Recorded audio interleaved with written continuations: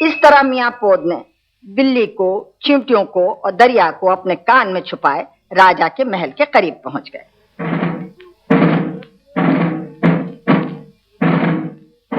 मियाँ पोद ने अपनी छोटी सी गाड़ी पर सवार राजा के महल में दाखिल हुए। सिपाहियों ने जो उन्हें देखा तो हंसी से लोट-पोट हो गए। अरे भाई पोदने, ये तुम्हारी शाही सवारी कहाँ जा रही है? मैं तुम्हारे राजा से लड़ाई करने आया हूँ। उससे कह दो मेरी पोदनी फौरन वापस कर दे, वरना मैं तुम सबको तबाह कर दूंगा। तबाह कर दूंगा? सुना दोस्तों, ये हमको तबाह करने आया है। ओ बंद करो अपनी हंसी और जाओ अपने राजा से जाकर कह दो मेरी पोदनी को फौरन छोड़ दे, वरना लड़ने के लिए तैयार हो जाए। आखिरकार एक सिपाही राजा के दरबार में हाजिर हुआ और सारा वाकया सुनाया।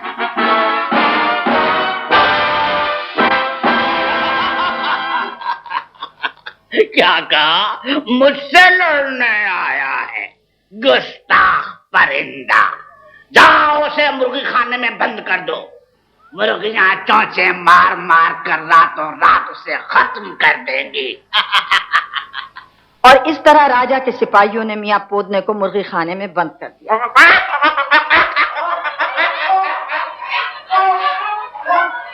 रात हुई तो मियाँ पोदने अपनी जगह से उठे और उन्होंने आहिस्ता से बिल्ली से कहा, मानो बिल्ली, लेकर रब अल्लाह का नाम, शुरू करो तुम अपना काम। म्याऊं म्याऊं करते हुए बिल्ली कूदकर उसके कान से बाहर निकली। कितने दिन से बेचारी भूखी थी। पहले तो उसने खूब पेट भरकर मुर्गियों की दावत उड़ाई,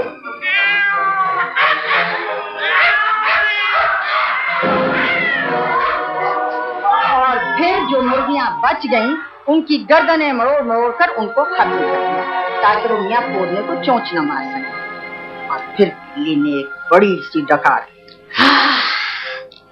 और वापस मियाँ पोदने के कान में घुस के बैठ गई। और फिर मियाँ पोदने एक कोने में लेट कर मजे से सो गए और खर्राटे भरने लगे। सुबह हुई तो सिपाही मुर्गी खाने से मियाँ पोदने की लाश उठाने के लिए आए। अरे, सारी मुर्गियां मरी पड़ी हैं। वो देखो, कोने में पोदना भी मरा पड़ा है। नहीं नहीं, वो तो सो रहा है शायद। वो देखो, वो अंगड़ाई लेकर उठ रहा है।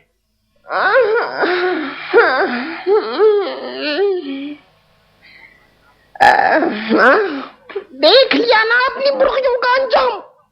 मैं छोटा जरूर हूँ लेकिन कमजोर नहीं। जाओ अपने राजा से कह दो कि अगर अपना भला चाहता है तो मेरी पोदनी को रिहा कर दे। सिपाही भागे भागे अपने राजा के पास गए और सारा वाकया कह सुनाया। तो ये बात है, आज की रात इस मूसी को हाथी खाने में डाल दो। हाथी का एक पांव ही इसे कुचलकर मार डालने के लिए काफी होगा। और राजा के सिपाहियों ने इसके हुक्म के मुताबिक मियाँ पोदने को हाथी खाने में बंद कर दिया। इस बार भी जब रात हुई तो मियाँ पोदने पहले की तरह अपनी जगह से उठे और चींटियों की फौज से कहा, सुनती हो भाई चूंटियों, लेकर अब अल्लाह का नाम, शुरू करो तुम अपना काम। चींटियों की पूरी फौज मियाँ पोदने के कान से निकली और हाथियों की सूंड में घुस गई। हाथियों ने चीखना चिंघाड़ना शुरू कर दिया, मगर चींटियों ने हाथियों की सूंड में दाखिल होकर इतना काटा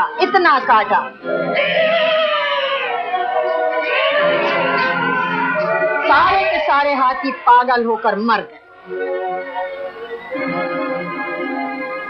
और फिर चींटियां सूंड से बाहर निकली और मियाँ पोदने के कान में घुसकर बैठ गई। मियाँ पोदने हाथियों से छुटकारा हासिल करने के बाद खुद भी आराम से कोने में लेटकर सो गए। क्या हुआ दादी अम्मा? तो खा लेना, बताती हूँ। हाँ, तो दूसरी सुबह जब सिपाही हाथी खाने में आए तो उनसे मियाँ पोदने ने फिर कहा, देख लिया इस बार अपने हाथियों का अंजाम। मैं छोटा जरूर हूँ लेकिन कमजोर नहीं। जाओ अपने राजा से कह दो कि अगर आप भी अपना भला चाहता है तो मेरी पोदनी को फौरन छोड़ दे। इस बार भी सिपाही भागे भागे अपने राजा के पास गए और सारा वाकया बयान कर दिया।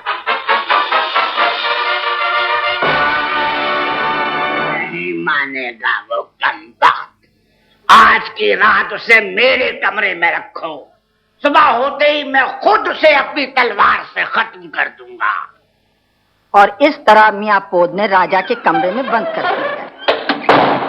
रात हुई तो राजा अपने कमरे में आया और उसने अपनी तलवार खूब तेज की और बिस्तर के सिरहाने रख ली और आराम से बिस्तर पर लेटकर खर्राटे भरने लगा।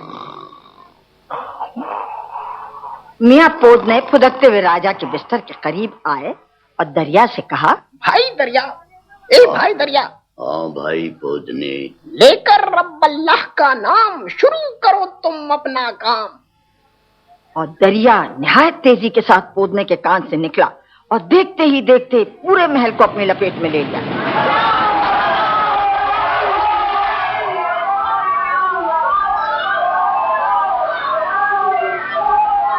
ये शोर सुनकर जब राजा की आंख खुली, ये देखकर वो खौफ के मारे कांपने लगा।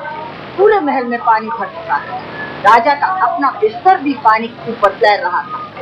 राजा के लिए अब बचकर निकलने का कोई रास्ता बाकी नहीं था। उसने भी शोर मचाना शुरू कर दिया। अरे कोई है, अरे कोई है, बताओ, बताओ, मैं मर रहा हूँ, मैं मरना नहीं चाहता, मैं मरना नहीं चाहता, बताओ, अरे कोई है।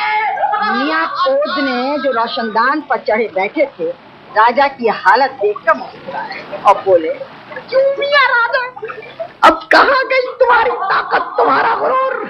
अब शोर क्यों मचाते हो?